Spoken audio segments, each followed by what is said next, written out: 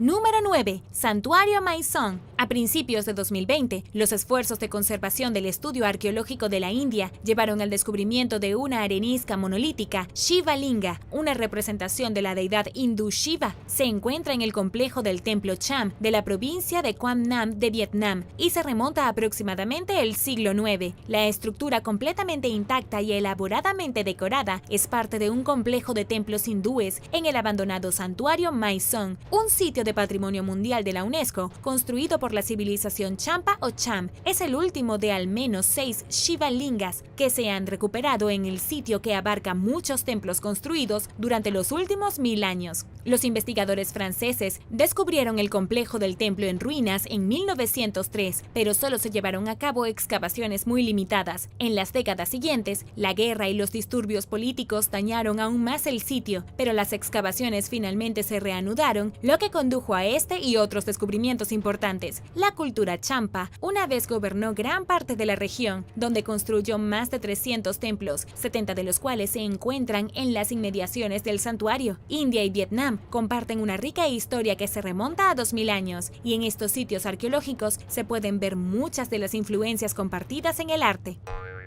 Número 8. Capilla Sixtina de los Antiguos. En 2019, un equipo de arqueólogos británicos y colombianos descubrió decenas de miles de pinturas rupestres prehistóricas de animales, humanos, formas geométricas y huellas de manos que se crearon hace unos 12.500 años. Conocida como la Capilla Sixtina de los Antiguos, las imágenes muestran algunos animales extintos, incluido un mastodonte, que vagaron por América Latina hasta hace unos 12.000 años, durante la última edad de hielo, así como perezosos gigantes y caballos prehistóricos. Esto ayudó a los investigadores a fechar las pinturas, que también consisten en animales que aún existen, incluidos peces, tortugas, lagartos, pájaros y también personas. La obra de arte fue hecha con ocre rojo por algunas de las primeras personas en llegar a América del Sur y probablemente se agregó a lo largo de varias generaciones. No fue un lugar fácil de encontrar. Las pinturas antiguas cubren un tramo de acantilado empinado de 13 kilómetros que se encontró en un lugar remoto de la selva amazónica colombiana, en un sitio conocido como Serranía de la Lindosa. El equipo condujo 2 horas y luego caminó 4 horas más para llegar allí. Pero algunas preguntas sobre la obra de arte quedan sin respuesta, o al menos en debate. Quizás el aspecto más desconcertante de las imágenes es que algunas de ellas se colocaron a alturas tan altas que requiere un dron para verlas. Pero en ausencia de tecnología moderna, ¿cómo llegaron ellos allí? ¿Cómo escalaron los antiguos artistas los acantilados? Entre las pinturas hay representaciones de torres de madera. Es interesante ver que muchos de estos animales grandes aparecen rodeados de hombres pequeños, con los brazos en alto, casi adorando a los animales, concluyó un investigador, sugiriendo su propósito ritual. Nadie sabe cuáles eran los artilugios, pero los expertos creen que se utilizaron para crear pinturas en lugares de difícil acceso. Es probable que se hagan más descubrimientos a medida que los arqueólogos exploren el territorio de Colombia, que era inaccesible hasta hace relativamente poco debido al conflicto violento de larga data.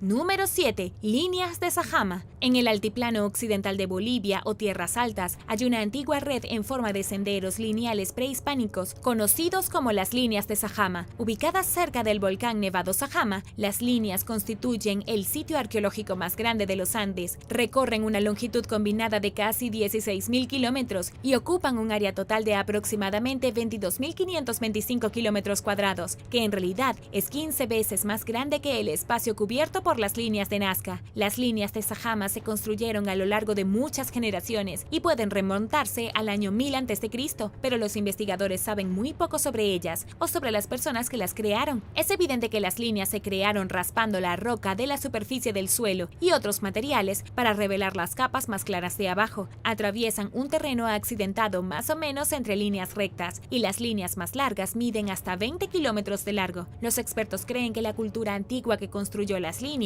puede haberlas utilizado para navegar a lugares y pueblos sagrados durante las peregrinaciones. Los restos de santuarios, llamados huacas, y torres funerarias, llamadas chulpas, también están presentes de manera intermitente a lo largo de las líneas. Durante el período colonial temprano, los indígenas aymaras utilizaron las líneas para conectar iglesias católicas, santuarios y capillas en la cima de las colinas. Los artefactos prehistóricos y las cerámicas encontradas a lo largo de las líneas indican que el pueblo aymara no solo reutilizó los nuevos caminos, sino también los objetos que dejó la sociedad anterior. Existe evidencia de que algunas personas en el área todavía pueden usar y seguir las líneas misteriosas. Y ahora el número 6. Pero primero quería darles un gran saludo y agradecerles muchísimo por apoyar el canal. Y si son nuevos por aquí, también asegúrense de suscribirse y hacer clic en la campanilla de notificaciones, así no se perderán los próximos videos.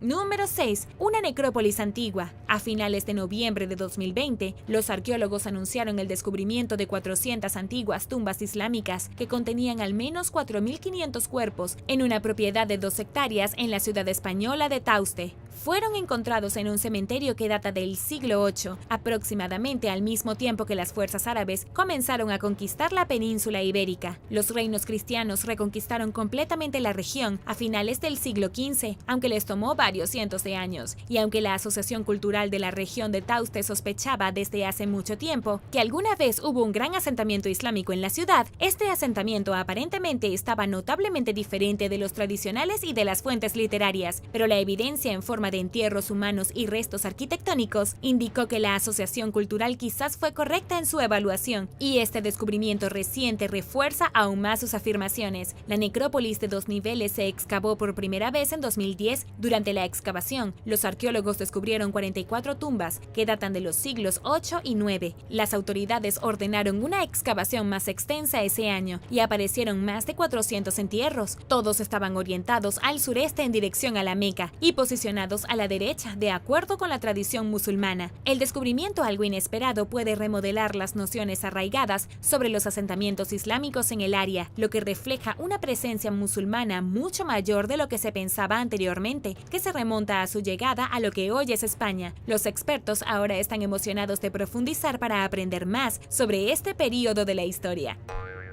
Número 5. Figuras de Venus. Algunas de las obras de arte más antiguas conocidas del mundo consisten en una colección de voluptuosas estatuillas femeninas conocidas como figuras de Venus. Más de 200 de las creaciones con curvas se han encontrado en varias partes de Europa y Asia. Se remontan al Paleolítico Superior, más conocido como la Edad de Piedra Tardía, con la mayoría de las figurillas que datan de hace entre 21.000 y 26.000 años, y las más antiguas de hace unos 38.000 años. Los gruesos cuerpos de las estatuas han confundido a los investigadores durante mucho tiempo, ya que la obesidad, un problema común en el mundo actual, era prácticamente inexistente en el momento en que se crearon, cuando la población humana de Europa de la Edad de Hierro consistía únicamente en sociedades de cazadores-recolectores. Algunos expertos interpretan las figurillas de Venus como representantes de la fertilidad, la maternidad, la sexualidad y/o la belleza, pero se desconoce exactamente lo que estaban pensando los creadores. Un nuevo estudio dirigido por el investigador médico de la Universidad de Colorado, Richard Johnson, ofrece una nueva explicación potencial para los bien formados físicos de las estatuas. Después de examinar y medir las proporciones corporales de decenas de artefactos, el equipo sugiere que las figurillas de Venus representan la supervivencia. Notaron que muchas fueron talladas durante el último máximo glacial, una parte de la historia marcada por el cambio climático extremo, la caída de las temperaturas y la expansión de los glaciares en todo el mundo. Además, las figurillas que fueron talladas en lugares más alejados de las masas de hielo eran menos obesas. Durante este tiempo, los seres humanos sin duda fueron puestos a prueba en lo que respecta a su mantenimiento nutricional y simplemente a mantenerse con vida, especialmente aquellos que vivían en regiones más frías. Es posible, por lo tanto, que la gente tallara las estatuas como símbolo de supervivencia ante las condiciones de vida cada vez más difíciles, y que los cuerpos curvilíneos representen lo que vieron como proporciones ideales para las mujeres que vivían cerca de los glaciares, especialmente cuando se trataba de tener embarazos exitosos. Esta es quizás la explicación más probable de las estatuas hasta la fecha. Lo cierto es que parecen haber pasado de generación en generación, influyeron en el pensamiento y el movimiento de las primeras sociedades humanas más de lo que los científicos se dieron cuenta hasta ahora.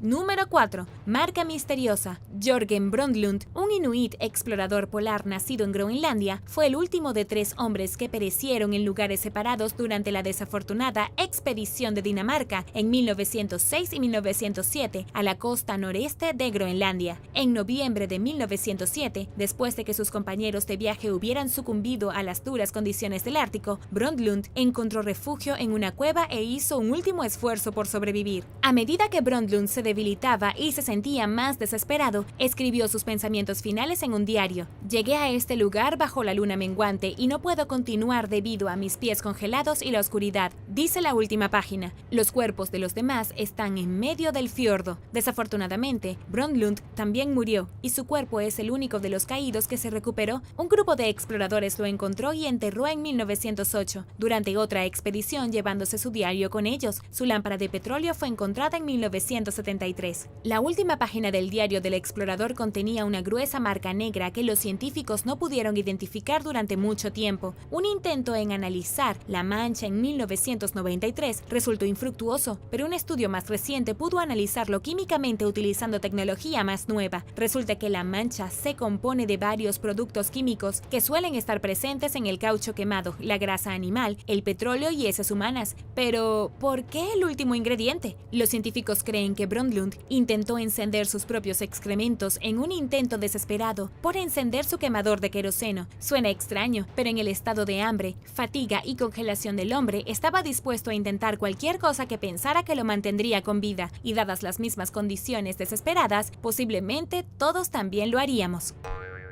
Número 3. Tallados de Shimao. Una serie de paredes de roca en la meseta del oeste de China se confundieron durante mucho tiempo con parte de la Gran Muralla, lo cual tiene sentido, ya que los rastros de la estructura atraviesan la región, pero la gente comenzó a cuestionar su evaluación inicial de las antiguas paredes de roca cuando comenzaron a aparecer fragmentos de jade y artefactos. Dado que la fuente de jade más cercana se encuentra a 1609 kilómetros de distancia y el material no se utiliza en ninguna característica de la Gran Muralla, su presencia en el sitio era desconcertante por decirlo menos. Para llegar al fondo del misterio, los arqueólogos comenzaron a excavar hace varios años, pero sus hallazgos llevaron a aún más preguntas. El equipo desenterró los restos de una antigua ciudad-fortaleza llamada Shimao, que incluye más de 10 kilómetros de muros protectores enterrados que una vez estuvieron alrededor de una pirámide de 70 metros de altura y otras estructuras, así como artefactos de jade, fascinantes murales y esculturas de piedra de serpientes, monstruos y otras criaturas. Partes de Shimao tienen hasta 4.300 años, lo que las hace al menos 2.000 años más antiguas que las secciones más antiguas de la Gran Muralla. Fue abandonada misteriosamente alrededor del 1800 a.C.,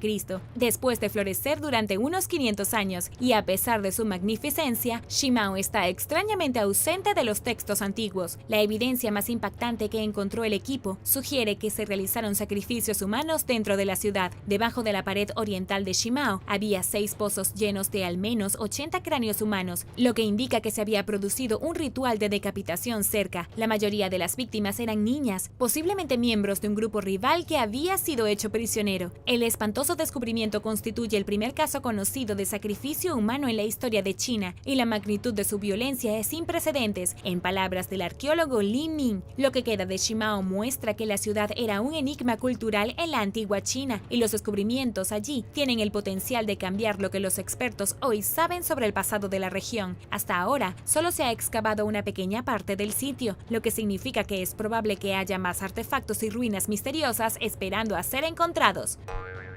Número 2. Un misterio medieval. Una excavación arqueológica en la ciudad portuaria inglesa de Hull reveló recientemente la existencia de edificios medievales que no se encuentran en los registros contemporáneos. Encontrados en el centro de la ciudad, los restos de 2 edificios se encuentran entre las primeras cosas que un equipo de 70 arqueólogos descubrió durante una excavación para remover alrededor de 19.000 cuerpos en el Trinity Burial Ground de 237 años en anticipación a un proyecto de construcción de carreteras. Se desconocen los usos de los edificios, pero los expertos creen que pueden desempeñar un papel fundamental en la historia de Hull. El arqueólogo Stephen Rowland de Oxford Archaeology North le dijo a BBC que las estructuras pueden ser parte del asentamiento poco conocido de Wick, que estaba ubicado junto a lo que alguna vez fue el río Hull, lo que ahora es una calle. Las ruinas se extienden bajo lo que queda de un aserradero y un almacén que fueron bombardeados y destruidos durante la Segunda Guerra Mundial. Un fragmento de cerámica en el sitio data de finales del siglo XIII o principios del XIV, y su fabricación se remonta a la ciudad de Beverley, en Yorkshire. En el lugar, el equipo también encontró una cárcel del siglo XVIII, que se usó durante al menos 4 décadas a partir de 1785. Los presos que estaban esperando juicio o para viajar a colonias penales, como Australia, se quedaron en el sitio de 6 habitaciones que contenía 13 celdas.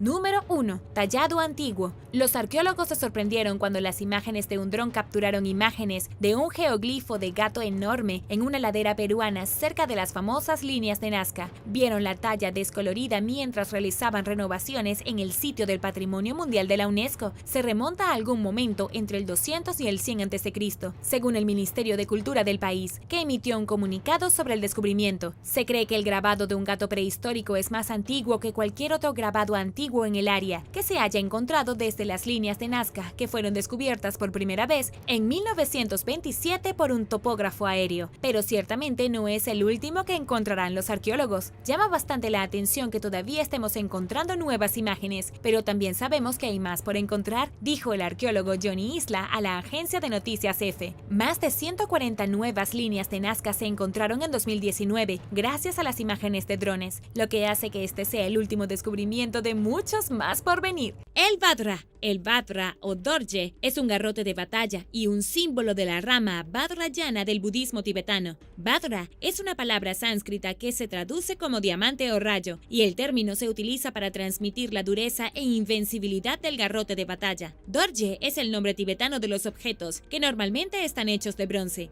Estos varían en tamaño y tienen 3, 5 o 9 rayos retorcidos en forma de loto al final. Hay diferentes significados para cada número de radios y sus disposiciones particulares. Se usa a menudo con una campana llamada ganta en los rituales tibetanos. El garrote se coloca en la mano izquierda y simboliza el principio masculino de acción llamado upaya, mientras que la mano derecha sostiene el ganta, que representa a prajna, el principio femenino de la sabiduría. A veces los dos se utilizan en combinación formando un doble dorje en forma de cruz que simboliza la base del mundo físico. Aunque el Vajra es ampliamente considerado un emblema budista, su historia tiene sus raíces en el antiguo hinduismo. Indra, el dios hindú de la lluvia y el cielo, estaba representado por un rayo, un símbolo asociado con el Vajra. La historia cuenta que Indra estaba luchando contra los malvados asuras que habían eliminado toda la luz y la humedad de la tierra, y todos los seres vivos comenzaron a morir. Luchó contra los dioses demoníacos, pero estaba perdiendo, así que pidió ayuda a Vishnu. Vishnu dijo que solo un arma que no fuera sólida ni líquida podría matarlos, por lo que un carpintero divino fabricó el arma especial que disparaba rayos. La mayoría de las veces, las púas están abiertas como un arma destructiva, pero se dice que el propio Buda obligó a cerrar las púas transformándolo en un cetro pacífico. Padmasambhava, un maestro tántrico del siglo VIII, los utilizó para conquistar las deidades no budistas del Tíbet. Hay algunas similitudes con un arma utilizada por los antiguos sumerios, que también sostenían un cetro con puntas para luchar contra los demonios.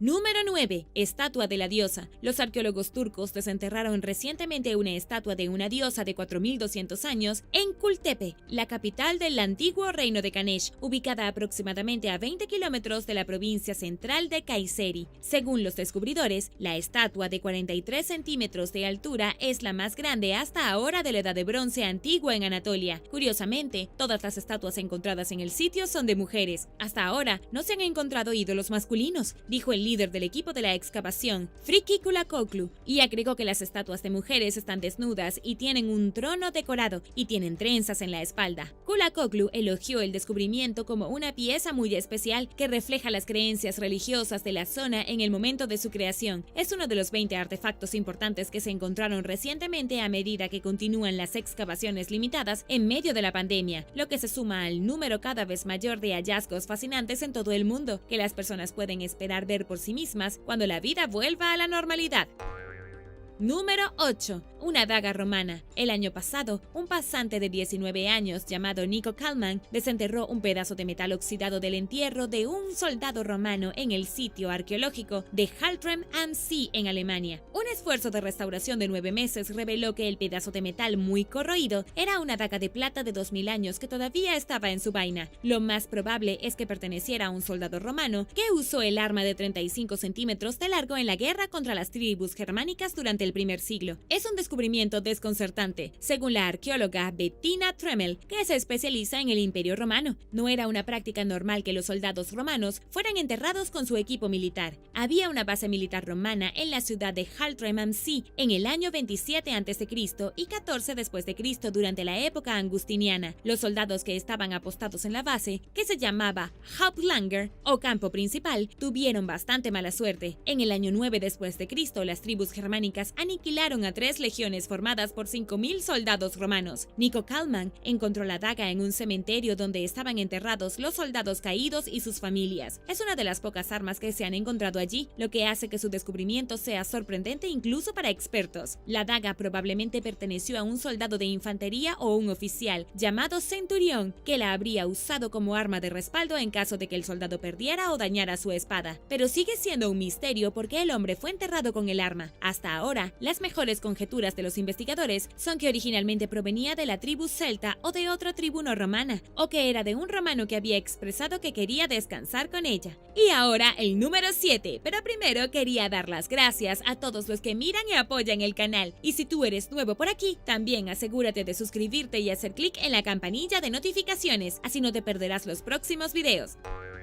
Número 7. Una maldición antigua. Una mujer canadiense conocida solo como Nicole envió recientemente un correo de fragmentos de artefactos robados y una carta de confesión a un agente de viajes en Pompeya, informó The Guardian en octubre. Ella admitió haber robado los 2 mosaicos, el fragmento de cerámica y las partes del ánfora hace 15 años durante una visita al sitio histórico del sur de Italia, cuando tenía poco más de 20 años. Nicole culpó a los artículos por una larga racha de desgracias, que incluyó dificultades financieras y 2 episodios de cáncer. Claramente lamentó haber cometido el crimen, que, en palabras de ella, fue motivado por el deseo de tener un pedazo de la historia que nadie podría tener. Habiendo aprendido la lección, la ladrona reformada también escribió que quería el perdón de su Dios por mala decisión de tomar los artefactos. Nicole está lejos de ser la primera persona en escabullirse con un pedazo de la historia de Pompeya, y es solo una de las muchas que han devuelto objetos robados al lugar que les corresponde. De hecho, el paquete que envió Nicole contenía algunas piedras y una carta de otra pareja, que también lamentó profundamente haberlo sacado del trágico lugar. Tantas personas han devuelto artículos saqueados a Pompeya, que incluso hay un museo dedicado a los artículos devueltos y las cartas enviadas junto a ellos. Número 6. Un artefacto desaparecido. Una rara baldosa de piedra romana descubierta en Serbia en julio de 2020 desapareció misteriosamente menos de un día después de ser encontrada. El artefacto, que contenía grabados en latín, fue encontrado por trabajadores de la construcción a lo largo de una carretera que conduce a un vertedero. Alguien se puso en contacto de inmediato con el Museo Nacional de Belgrado, que envió un arqueólogo al lugar, pero la losa desapareció sin dejar rastro antes de que llegara el experto. El artefacto era parte de un monumento del siglo II, dedicado a un oficial militar romano de alto rango. Un lado de la losa de mármol, que muestra 2 pies con sandalias, era parte de una escultura mayor antes de ser reutilizada para el monumento. El otro lado del objeto contiene 5 líneas de texto en latín que describen la vida y los logros del oficial. El hombre dirigió varios destacamentos militares contra los dacios y sirvió en 3 legiones, según el Museo Nacional de Belgrado. Tener la losa faltante sería útil para los expertos, que creen que puede contener información previamente desconocida sobre una guerra en la antigua Belgrado. El gobierno serbio se está tomando muy en serio la desaparición, como lo demuestra una declaración de un portavoz del Museo Nacional, quien informó al público que el incidente estaba siendo tratado como un robo agravado, que las autoridades lo estaban buscando y que nadie involucrado en el robo sería arrestado y acusado penalmente.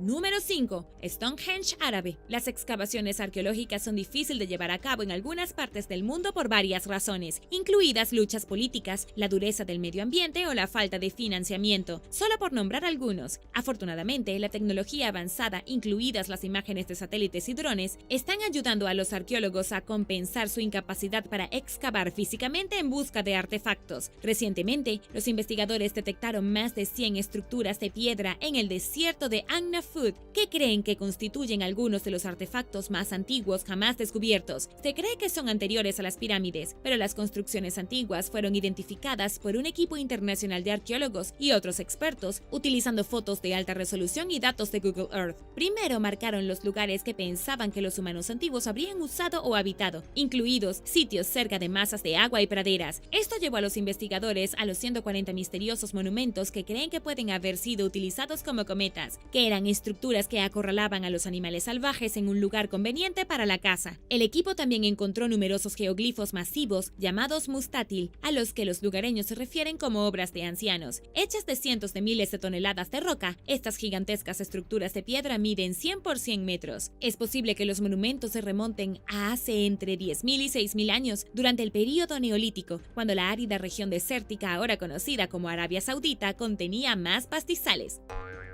Número 4. Tumbas doradas. A finales de 2019, los arqueólogos anunciaron el descubrimiento de 2 antiguas tumbas micénicas en la ciudad de Pilos, en el sur de Grecia. Las tumbas con forma de colmena, que datan de hace unos 3.500 años, contienen miles de piezas de pan de oro que alguna vez cubrieron su interior. Apodadas Tolos VI y Tolos VII, desafortunadamente fueron saqueadas, pero aún contienen una gran cantidad de artefactos valiosos, incluidos adornos y joyas hechos de materiales importados como amatista, ámbar y oro. Los ajuares indican que las personas que vivían en Pilos en ese momento tenían conexiones más fuertes con Egipto, el cercano Oriente y otras partes del mundo exterior de los que los investigadores pensaban originalmente. Según la revista Smithsonian, también hay artefactos minoicos dentro de las tumbas, lo que sugiere que los micénicos mostraban su estatus utilizando objetos prestados y simbolismo de su civilización hermana. Los arqueólogos Jack Davis y Sharon Stoker son responsables de los recientes descubrimientos, que se produjeron 3 años después de que la pareja encontrara la tumba de un griego de alto estatus cerca de un antiguo palacio en Pilos. Los 3 entierros se remontan a algún momento entre el 1600 a.C. y el 1500 a.C., durante la fase inicial de la poco entendida civilización micénica. A través de los artefactos, los arqueólogos están obteniendo información valiosa sobre las vidas de quienes vivieron en esa sociedad. A pesar de su gran naturaleza, muchos de los ajuares muestran aspectos sorprendentemente ordinarios de la vida micénica, como su agricultura y animales de granja. La conclusión más importante hasta ahora es la reciente comprensión de que el puerto de Pilos era probablemente un bullicioso centro comercial internacional de la Edad de Bronce, un papel que los investigadores han pasado por alto en gran medida hasta ahora. Número 3. El descubrimiento de un niño. Mientras caminaba en el desierto de Negev de Israel con sus padres, un niño de 6 años llamado Embrielja vio un pequeño objeto de arcilla y lo recogió para verlo más de cerca. Al darse cuenta de que el pequeño cuadrado de 2.8 centímetros era probablemente de valor arqueológico, sus padres se comunicaron diligentemente con la Autoridad de Antigüedades de Israel, como la ley lo exige. La agencia recompensó al niño por su buen ojo con un certificado de buena ciudadanía. La tablilla parece representar un esclavo desnudo, dirigido por su captor. Se cree que proviene de la antigua civilización cananea y se estima que tiene alrededor de 3.500 años y se remonta a cuando Egipto gobernaba la tierra de Canaán. En ese momento, los reyes que gobernaban las ciudades-estados locales estaban involucrados en un intenso conflicto, lo que llevó a los expertos a creer que la loseta se hizo como una insignia o medalla de honor para conmemorar la victoria en la batalla. Pero los artefactos cananeos son muy raros y lo mejor que pueden hacer los investigadores por ahora es especular sobre su propósito e historia.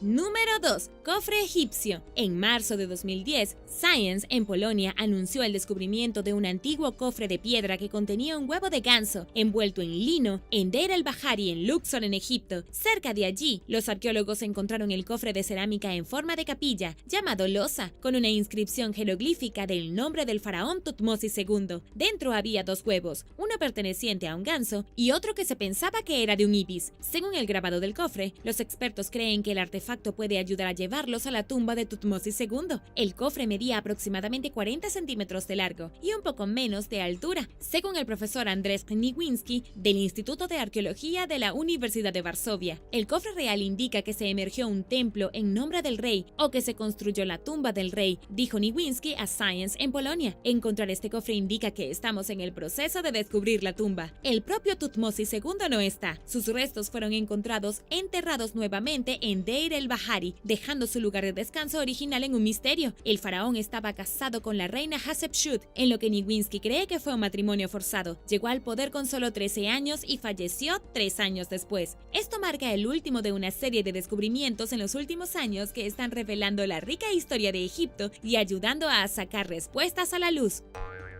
Número 1. Herramienta de tatuaje. Los arqueólogos de la Universidad Estatal de Washington descubrieron la herramienta de tatuaje más antigua en el oeste de América del Norte a principios de 2019. El objeto de 2000 años había pasado alrededor de 40 años recolectando polvo en la sala de almacenamiento de un museo antes de llamar la atención de un candidato a doctorado, Andrew Gilbert Brown, mientras hacía un inventario de los artefactos de la universidad. Descubierto en Utah, el artículo en forma de bolígrafo es un descubrimiento descubrimiento significativo, según Wilfred Brown, quien dijo en un comunicado: "No se habla mucho de los tatuajes de personas prehistóricas en el suroeste, porque nunca ha habido una evidencia directa para corroborar esto. Esta herramienta de tatuaje nos proporciona información sobre la cultura pasada del noroeste que no conocíamos antes". Un artículo de Wilfred Brown y 7 colegas que se publicó en marzo de 2019 describe el artefacto, que consiste en un mango de madera de 9 centímetros unido a hojas de yuca divididas y con agujas hechas de espinas de cactus. En términos generales, se sabe poco sobre el pasado de los tatuajes, incluido cuándo o por qué comenzaron. Los arqueólogos saben que eran comunes entre los grupos religiosos y la élite, pero su conocimiento más allá de eso es extremadamente limitado. El tema del tatuaje es especialmente enigmático en el suroeste de los Estados Unidos, donde nunca se ha encontrado evidencia de tatuajes antiguos en restos humanos y la práctica no se menciona por escrito. La herramienta es 1000 años más antigua que otros implementos para tatuar que se encontraron en la región, que datan de entre el 1100 y el 1280 después de Cristo. Wilfred Brown analizó el instrumento utilizando tecnología de rayos X y microscopio, y también lo probó en la piel de cerdo. Determinó que el pigmento de la aguja probablemente contenía carbono, que se usaba comúnmente en tatuajes antiguos. El descubrimiento es revelador porque ofrece información potencial sobre el rol del tatuaje en las relaciones y el marcaje del estatus social. Laberintos Bolshoi-Zayatsky. La isla Bolshoi-Zayatsky es parte del aislado archipiélago Solovetsky de Rusia. Menos de 1000 personas viven en el remoto grupo de 6 islas que están situadas en la parte norte del país, a solo 165 kilómetros al sur del Círculo Polar Ártico. Alberga decenas de laberintos antiguos y misteriosos de origen desconocido que se remontan al período neolítico. Las estructuras antiguas están muy bien conservadas y se estima que tienen alrededor de 30.000 años. Formados por montones de piedras y montículos de tierra, los archipiélagos creen que los laberintos se utilizaron con fines místicos y simbolizaron una barrera entre nuestro mundo y el próximo. Hay varios casos en los que los dos espirales se unen como dos serpientes mirándose. Las estructuras también pueden haber sido utilizadas como calendarios, siguiendo las órbitas tanto de la luna como del sol, o tal vez un altar en los rituales, o como una forma de atrapar espíritus. Quizás tuvieran muchos usos y significados, pero otros han dicho que los laberintos eran mucho más sencillos. Fueron utilizados como trampas para peces. Los niveles de agua eran mucho más altos hace miles de años, y los peces pudieron haber atravesado la entrada y quedar atrapados, lo que facilitaba que los pescadores los sacaran. Número 9. El astronauta de Cázar. Una estela o losa de piedra vertical que se exhibe en el Museo de Cáceres de España ha sido apodada el astronauta de Cázar. Muestra una figura humanoide con hombros extrañamente bulbosos y una cabeza deforme, lo que lleva a muchos a cuestionar sus orígenes e inspiración. El artefacto, que originalmente se encontraba en un cementerio cercano, también tiene una inscripción que contiene letras latinas, que los investigadores no han podido descifrar. La leyenda dice que los aldeanos hicieron la señal de la cruz cuando pasaron junto a la piedra y los niños desarrojaron piedras porque era espeluznante. La figura pagana era un mal presagio para los católicos locales. Los teóricos de la conspiración se apresuraron a sugerir que las tallas de la estela representaban a un antiguo extraterrestre, de ahí el apodo de astronauta de Cázar. Pero los arqueólogos no quedaron satisfechos con esa explicación, ya que no es suficiente. Mirándola dentro de un contexto de las lenguas y culturas de la antigua Iberia, las letras latinas sugieren que la estela se remonta a la ocupación romana de Iberia o justo antes. Si bien podemos reconocer las letras, la inscripción en sí y qué idioma es sigue siendo un misterio. Es muy probable que la figura humanoide represente a un guerrero celti-ibérico del siglo II o I a.C. Los celtibéricos, por supuesto, tenían sus propios idiomas y fueron descritos como celtas por los autores de la época, pero quiénes eran y una definición clara de estas personas aún está en debate. La simple realidad es que los investigadores no saben en qué idioma está la inscripción de la estela o qué dice, y tampoco están seguros de la explicación detrás de su imagen de astronauta.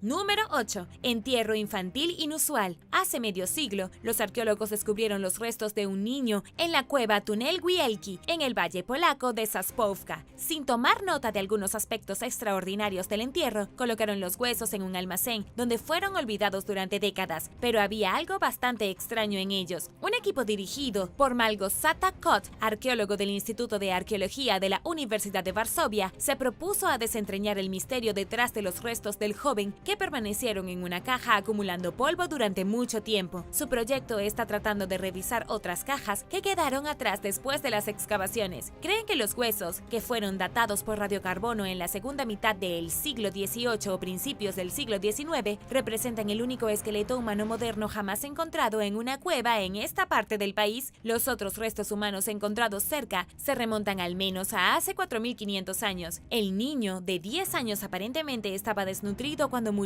Su género y otra información clave siguen siendo desconocidos, a la espera de los resultados de una prueba de ADN. Sin embargo, lo más extraño fue el descubrimiento de un cráneo de pájaro pinzón en la boca del niño y otro al lado del niño. Esta observación solo se suma a la naturaleza ya confusa del entierro solitario. Esta práctica no es conocida entre los etnólogos, a los que hemos pedido opinión, dijo Cott. Sigue siendo un misterio por qué el niño fue enterrado en una cueva de esta manera y no en un cementerio o en un pueblo cercano. El cráneo del niño no estaba almacenado porque fue enviado a otros antropólogos hace 50 años y ahora, a falta del cráneo, es lo que representa un gran obstáculo a la hora de aprender más sobre el extraño entierro. Los investigadores pudieron observar informes y fotografías anteriores de hace 50 años y los huesos que encontraron almacenados. El entierro solitario junto con los cráneos de aves es un caso muy extraño y hasta ahora no hay respuestas a estas preguntas. Las cuevas se utilizaron para entierros durante muchos años, desde el Paleolítico hasta la Edad Media, por lo que este hallazgo más reciente fue muy raro. La actividad humana ha interferido en gran medida en el área donde se encontró al niño, incluidas las empresas que excavan el lodo de las cuevas para producir fertilizantes. Es imposible saber cuántos artefactos y huesos del pasado se han perdido. Y ahora el número 7. Pero primero, si eres un suscriptor que regresa, bienvenido de nuevo. Y si eres nuevo por aquí, también asegúrate de suscribirte y hacer clic en la campanilla de notificaciones, así no te perderás los próximos videos. Número 7. Las personas más antiguas de Connecticut. A principios de 2019, unos trabajadores descubrieron evidencia de los primeros habitantes humanos del sur de Nueva Inglaterra mientras construían un puente sobre el río Farmington. El hallazgo no sorprendió a los arqueólogos, que habían sospechado durante mucho tiempo la presencia de sitios históricos en el área, pero fue fascinante. El sitio, de 12.500 años de antigüedad, se remonta al período paleoindio y es el más antiguo entre varios hallazgos recientes en el área. Se encontró después de que el Departamento de Transporte facilitara una excavación más profunda de lo habitual y, en consecuencia, descubrió los artefactos. En total, en la excavación se identificaron 15.000 artefactos de 27 características, incluidas herramientas, agujeros, paredes, un pozo de fuego abierto y postes de viviendas temporales. Los arqueólogos saben relativamente poco sobre las primeras personas que habitaron Connecticut y la región en general, lo que hace que el descubrimiento sea significativo. Antes de esto, solo se habían descubierto un puñado de artefactos paleoindios en esta parte del país. Es posible que los artículos valiosos no hubieran sido detectados si no fuera por el proyecto del puente de $14.7 millones del Departamento de Transporte, que cubrió los costos de la excavación. La ley estatal requiere que las agencias realicen excavaciones estándar antes de los proyectos de construcción en caso de que existan sitios históricos, y la investigación arqueológica por sí sola carece de fondos para una empresa tan grande. Este y otros pocos descubrimientos paleoindios de Nueva Inglaterra marcan el comienzo de la capacidad de los investigadores para aprender sobre las costumbres y culturas de los pueblos antiguos que alguna vez habitaron la región. Número 6. Tumba de Casta. La ubicación de la tumba de Alejandro Magno es un misterio de larga data, pero es posible que un equipo de arqueólogos se haya acercado un paso más para encontrar respuestas en el sitio arqueológico de Casta Hill, aproximadamente a 595 kilómetros al norte de Atenas, en Grecia. A partir del 2012, el equipo dirigido por Caterina Peristeri excavó lo que cree que es el sitio de enterramiento más grande del país, que data de entre el 325 al 300 a.C.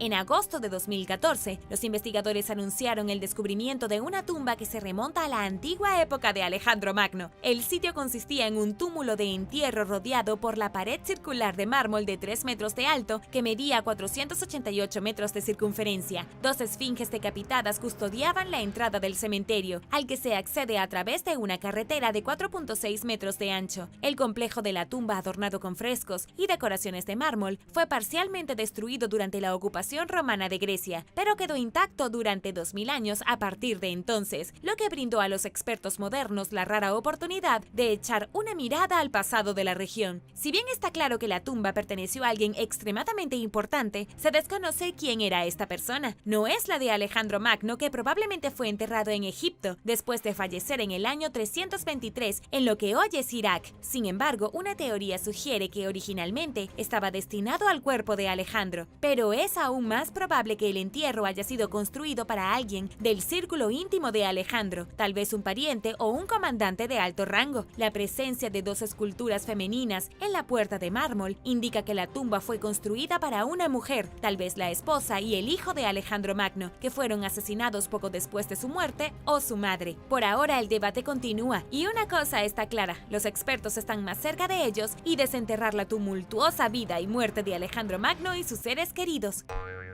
Número 5. Bronces de Riace. Los bronces de Riace, también llamados los guerreros de Riace, son un par de estatuas griegas del tamaño completo que representan guerreros barbudos desnudos. Representan dos de los pocos bronces de la antigua Grecia de tamaño completo que se conservan, ya que la mayoría se fundieron y reutilizaron, perdiéndose en la historia. Las estatuas, que datan de entre el 460 y el 450 a.C., parecen representar a un individuo más joven y a un hombre mayor, pero se desconocen las identidades. En 1972, un químico romano llamado Stefano Mariottini descubrió los bronces de Riace mientras pescaba en el río Jónico. Al principio, pensó que había encontrado un cadáver, pero afortunadamente pronto se dio cuenta de que el objeto en cuestión era una estatua. Mariottini se puso en contacto con las autoridades locales, que, según los informes, manipularon los artefactos al azar. Las estatuas se mantuvieron ocultas a la vista durante aproximadamente una década a partir de entonces, mientras se limpiaban, restauraban y estudiaban. Finalmente fueron reveladas al público en 1981, atrayendo a más de 1 millón de visitantes. Se desconoce cómo llegaron a Italia las estatuas de fabricación griega. Abundan las teorías, con la narrativa predominante que sugiere que los bronces fueron llevados al mar Jónico en un barco que se hundió en una tormenta, o que fueron arrojados por la borda en algún momento. Pero al menos por ahora, las circunstancias que rodearon el origen de las estatuas y cómo terminaron en el lecho marino siguen siendo en gran parte un misterio.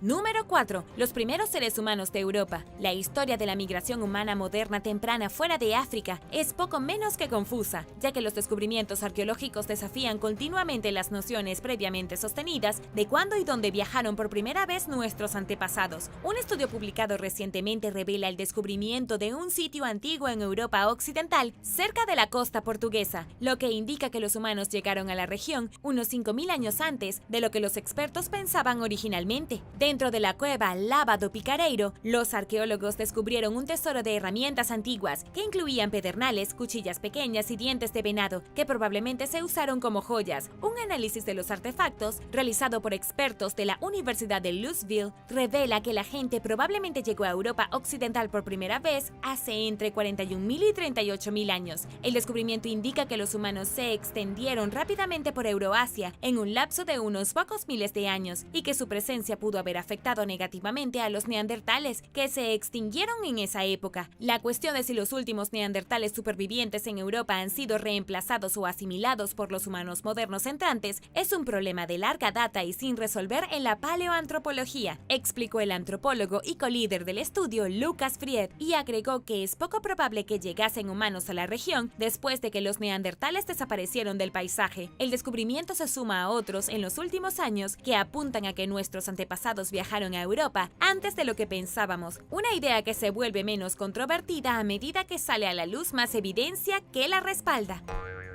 Número 3. Molinos de Barbegal. Situados cerca de Arles, en el sur de Francia, los molinos de Barbegal tienen la reputación de ser la mayor concentración conocida de energía mecánica en el mundo antiguo. Ampliamente considerado como uno de los primeros complejos industriales del mundo, el molino de agua romano del siglo II producía suficiente harina para 1/4 parte de la población de Arles durante su funcionamiento. Está claro que la ingeniería hidráulica jugó un papel en el funcionamiento de la planta, pero se sabe poco sobre la tecnología exacta que se utilizó. Alimentados por acueductos romanos, los molinos constaban de 16 ruedas hidráulicas dispuestas en pares consecutivos, descendiendo por una empinada ladera. Hoy en día no sobrevive ningún rastro de la maquinaria de madera y la parte superior del complejo del molino fue destruida en algún momento a lo largo de la historia, dejando a los expertos con preguntas sin respuestas sobre el funcionamiento interno del complejo. Un nuevo estudio encontró que un canal en forma de codo jugó un papel en el funcionamiento del molino. Nunca se ha descubierto otros conductos grecorromanos de esta forma, lo que hace que los investigadores se pregunten exactamente cuál era el propósito de la pieza o por qué su forma es tan peculiar. Finalmente llegaron a la conclusión de que el canal en forma de L se adaptó de forma única a los molinos de Barbegal y se diseñó para aumentar el flujo de agua en una determinada parte del molino, lo que lo hacía más eficiente que la pieza estándar. El estudio también encontró la primera evidencia conocida de una sierra accionada por agua, que se utilizó para cortar madera en el sitio. Si bien los científicos han encontrado una explicación lógica detrás de la maquinaria en los molinos de Barbegal, el puro ingenio de los ingenieros romanos sigue siendo un tema de fascinación. De hecho, el conocimiento que poseían los diseñadores y constructores de sitios como este puede resultar útil en los tiempos modernos, especialmente cuando se trata de identificar manantiales que puedan regenerarse o reutilizarse, cómo mitigar su agotamiento y cómo reservar las fuentes de agua en regiones secas.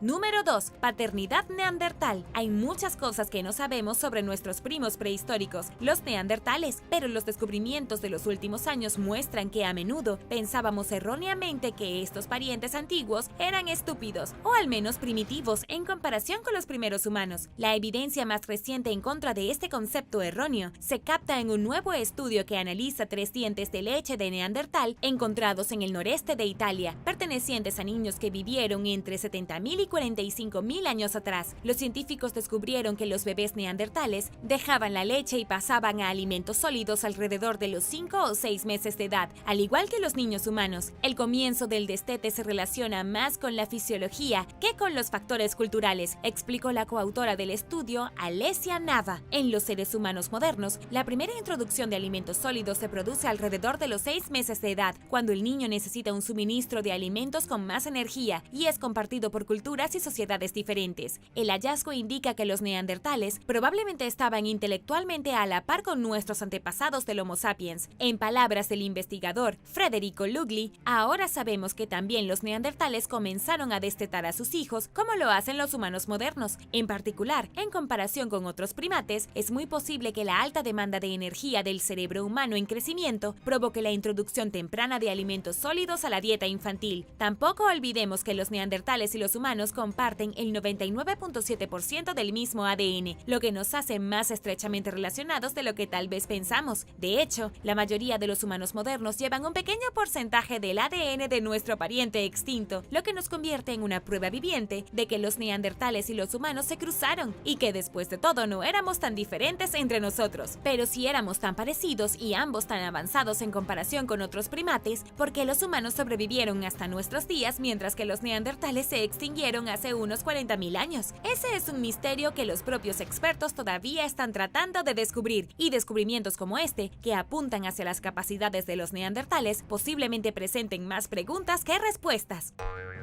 Número 1. Laberinto de leyenda. De todos los laberintos del mundo, el más famoso tiene que ser el de la leyenda del Minotauro, el monstruo mitad toro que estaba confinado al laberinto de la isla de Creta. La horrible bestia se comería a los hombres y mujeres jóvenes y finalmente fue asesinado por el héroe Teseo. Pero, ¿existió realmente este laberinto? Hay evidencia que sugiere que efectivamente existió un laberinto en Creta. De hecho, hay 3 sitios que afirman ser la verdadera ubicación del legendario laberinto. Estos 3 lugares tienen evidencia de una red de túneles. Uno está en los palacios minoicos de la ciudad de Knossos. El segundo está en una ciudad a 32 kilómetros de distancia llamada Gortina. Y el tercer sitio potencial no está en Creta en absoluto, sino en el continente griego. Todos creían que Knossos era el hogar del legendario rey Minos, pero el sitio descubierto en Gortina tiene una red de túneles entrelazados y callejones sin salida. Existe un debate entre los estudiosos sobre si alguno de estos es el laberinto mencionado en el mito o si son una serie de túneles construidos construidos para otros fines. Tortuga mata-mata. Si bien es posible que inicialmente no pienses en una tortuga como un monstruo gigante, echa un vistazo a esta gran tortuga. La tortuga mata-mata es un reptil muy extraño. Casi ni siquiera parece una tortuga. Tiene un caparazón áspero y nudoso, con lo que parecen conos grandes que salen de él. Tiene un cuello muy largo con una cabeza plana que casi parece una hoja. Su hocico largo y puntiagudo le permite bucear mientras se esconde bajo la superficie, por lo que en realidad son bastante difíciles de ver.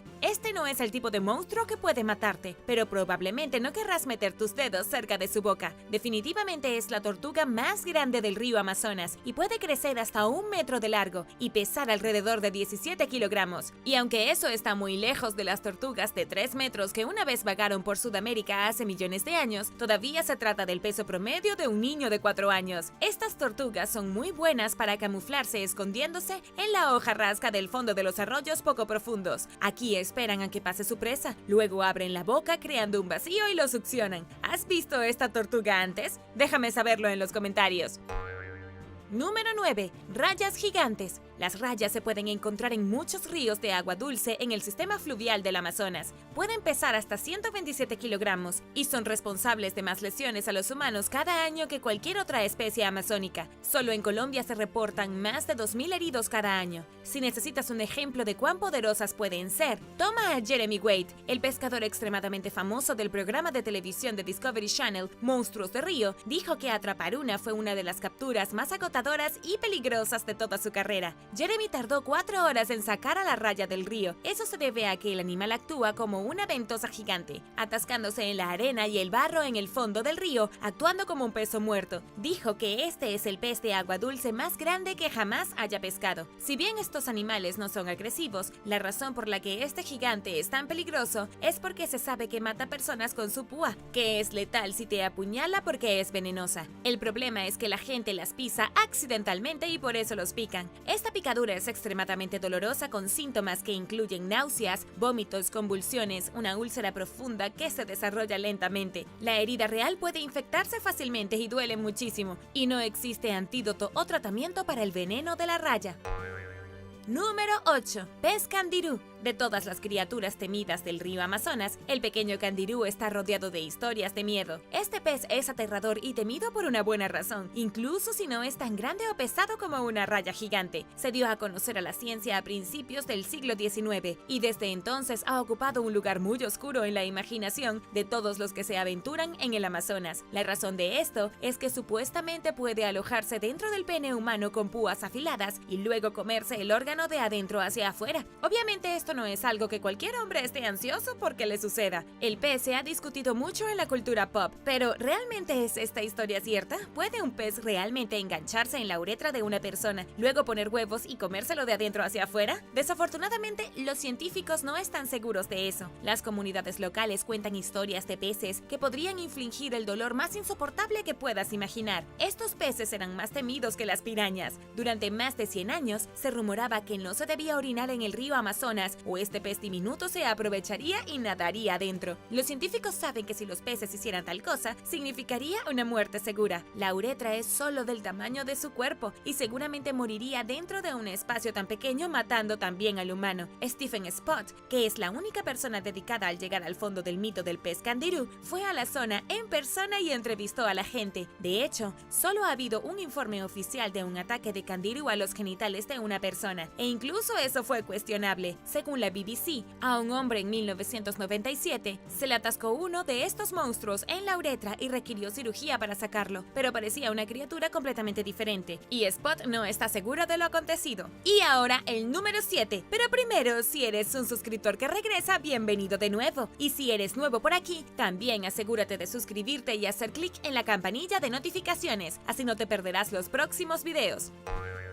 Número 7. Arapaima. Pasando a un pez mucho más grande, el pez arapaima es un monstruo de río muy real. Es un pez enorme que puede llegar a pesar 200 kilogramos. El Zoológico Nacional del Smithsonian dice que es posible que sea el pez de agua dulce más grande del mundo. También es uno de los únicos peces que puede respirar aire. El pez arapaima puede sobrevivir durante al menos 24 horas fuera del agua. Y aunque esta bestia de pez no tiene dientes afilados ni predisposición a comer humanos, es tan grande y tan poderoso que podría podría golpearte fácilmente con la cabeza en el pecho y darte un ataque al corazón. El pez arapaima es nativo de los arroyos del río Amazonas y por lo general come otros peces, pero también come cosas cerca de la superficie del agua como insectos, pájaros e incluso mamíferos. Abren la boca rápidamente, crean un vacío y succionan a sus presas antes de saber que son atacados. También usan breves ráfagas de velocidad para saltar fuera del agua y agarrar pájaros e incluso pequeños primates de árboles bajos. Estos peces se reproducen rápidamente y han sido cazados durante años como alimento.